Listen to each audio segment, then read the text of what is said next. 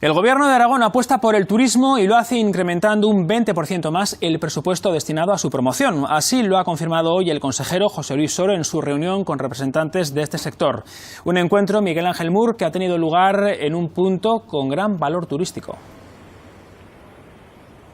Sí, la idea de realizar los consejos de turismo fuera del edificio Pignatelli de Zaragoza es poder visitar los iconos turísticos de la comunidad, como esta estación internacional de Canfranc. Precisamente en este recinto el número de visitantes durante los 2 primeros meses del año ha aumentado un 15%, y eso que el año pasado, en 2016, ya se registraron cifras récords. En el Consejo de Turismo de Aragón de hoy se ha hablado sobre el presupuesto para 2017 de la Dirección General de Turismo, en el que también se contemplan nuevas inversiones en materia de promoción y también en infraestructuras. Además, también se han revelado algunos avances en materia normativa que afectan a este sector, que pretende que sea cada vez más importante en la economía aragonesa.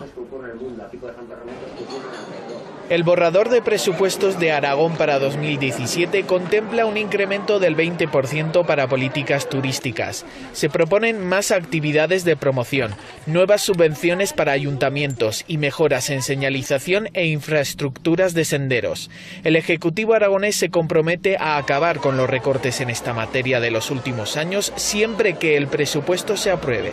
Por un motivo fundamental, porque en Aragón el turismo es un elemento de vertebración fundamental. Es el elemento que nos permite crear empleo, que nos permite crear oportunidades en el conjunto de Aragón. El turismo representa en el conjunto de Aragón en torno al 8% del PIB. Así se ha informado al Consejo de Turismo de Aragón, que se ha reunido hoy en Canfranc.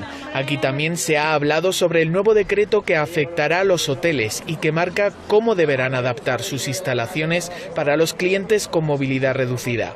Creo que llegaremos a los acuerdos correspondientes para poder seguir ofertando esa hostelería de calidad, que es lo que pretendemos. Este sector representa el 10% del empleo de la comunidad.